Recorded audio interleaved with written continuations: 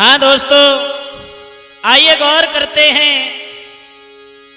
जो आप लोगों को ज्ञात है, जो YouTube पर बवाल चल रहा है, जो बौद्ध कथावाचकों ने हमारे सनातन धर्म को छेड़ा है और हमारे राम को गुंडा बताया है, माँ दुर्गा को वेश्या कहा है, तो उन्हीं कथावाचकों से मेरा कहना है, जरा कान खोल करके सुन लेना। ओ बौद्ध कथावाचक सुन लो, अब तुम्हारी आफत आई है।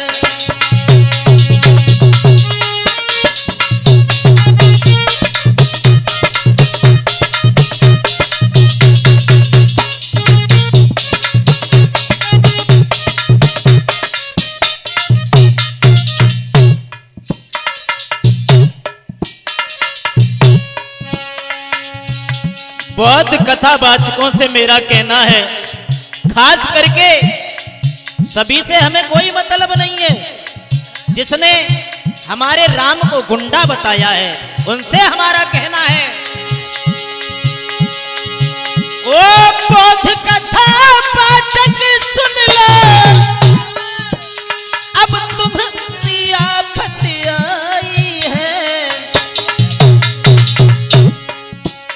जो धर्म मेरे को बदनाम करे, बाबा जो धर्म मेरे को बदनाम करे, हम जेल में दें डलवाई।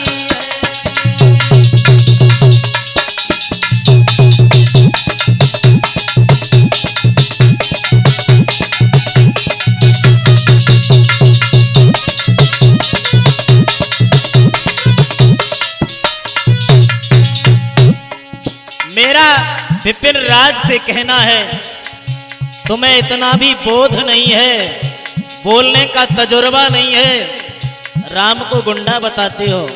कभी ये सोचा है हमारे कथावाचकों ने कभी आपके धर्म की बुराई की? नहीं की, क्योंकि जो महावीर स्वामी बौद्ध थे वो हमारे भी सम्मानीय हैं। हम किसी की बुराई नहीं करते हैं, लेकिन तुम विपिन राज से कहना है, ओ विपिन राज सुन ले मेरे राम को गुंडा बतला। तुझे अभी ये ज्ञान नहीं है हमने किसको छेड़ा है, अभी तो कुछ नहीं हुआ है, आगे आगे देखा। ओ विपिन राज सुन ले मेरा राम को गुंडा बतलावे, तो इस शर्म ने कनाई आती है, तो इस शर्म ने कनाई आती है। अब अनिल तो यहाँ समझावे।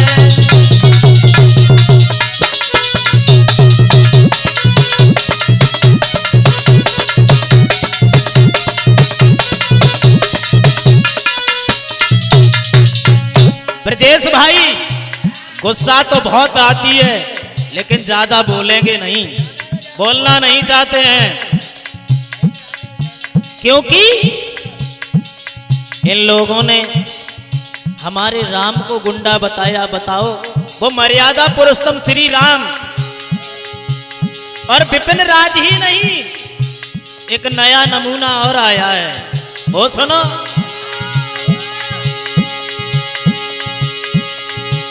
अरे रजनी बात सुन ले मेरी, तुझसे भी कहना है, तू हद में नहीं रहती है, हैं? ओ रजनी बात सुन ले मेरी, दुर्गे माँ को बेस्या कहती। दुर्गे माँ को बेस्या बता रही है, हैं? क्या पागल हो गई है? तुझे ये नहीं मालूम है? अगर माने, और एक बात और ध्यान रखना सुशील भाई, हमारे बड़े भ्राता जो अनिल शास्त्री जी हैं भोपालगढ़ी के, उनसे किसी ने फोन पर धमकी दी थी और ये कह रहे हैं कि जब राम को गुंडा बताया और हमारे परम सम्माननीय बड़े भ्राता श्री सुखदेव शास्त्री जी को भी धमकी दी है, तो उनसे ये पूछा है, ये बताओ जब राम को गुंडा बताया तो राम में इतना बल नहीं है जो राम खुद ही लड़ सकते? अरे उन्हें इतना ज्ञान नहीं है। सुशील भाई, जिनके लड़का समर्थ हो गए पुरखन कहा पड़ी परवाह। जब राम की संतान तैयार है, अगर किसी के पिताजी से कोई कुछ कह दे तो उनके लड़का तैयार है, पिताजी तो बाद में आएंगे। और सुनो, रजनी बौद्ध से कहना है मेरा, रजनी बौद्ध सुन ले मेरी, दुर्गे माँ को बेस्या कही थी। ब्रजेश भाई, तो इस शर्म ने कनाई आती है क्यों नाई तू अब हद में रहती।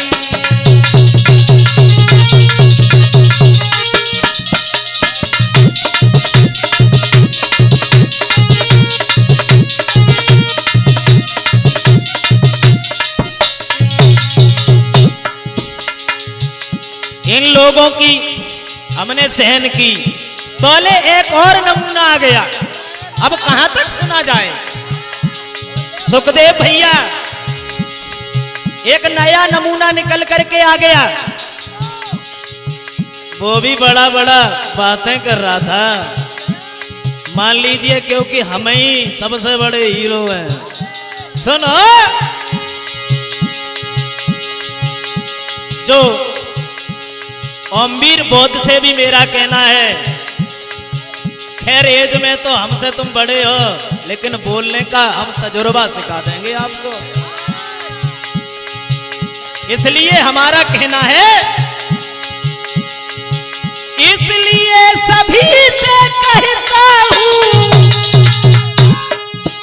हद में रह कर गाथा गाओ।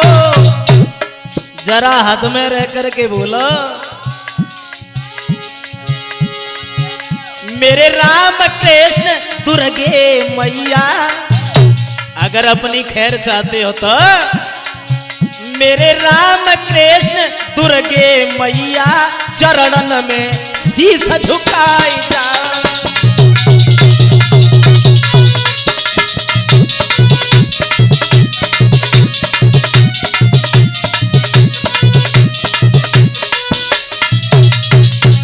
हमें और किसी से कोई मतलब नहीं है, मतलब है तो मालूम, रजनी बौद्ध, विपिन राज और ओमवीर सिंह बौद्ध। और आज हमने एक बात और नहीं सुनी है, धोखे में आकर के श्रीमान बड़े भ्राता अमित कुमार फौजी के गोली मारी है ना, और ये सब किया धरा ओमवीर बौद्ध और विपिन राज का ही है, मुझे सब मालूम पड़ गया है। इसलिए बेटा, हम भी किसी से कम नहीं हैं, ज्यादा होशियारी मत दिखाओ हमें।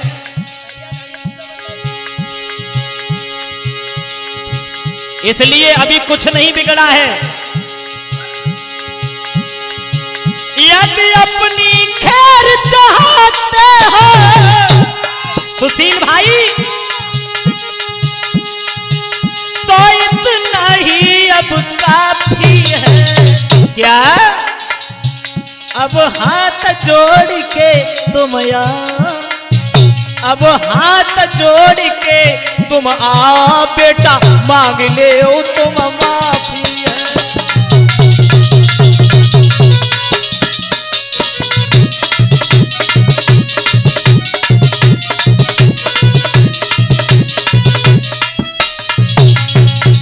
अभी हम इतना ही बोलेंगे, और जो बोलेंगे वो दूसरे भाग में बोलेंगे, हैं?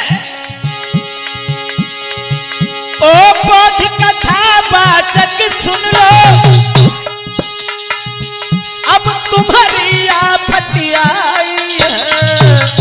ब्रजेश भाई, जो धर्म मेरे को बदनाम करे, जो धर्म मेरे को बदनाम करे, तो जेल में दे डलवा।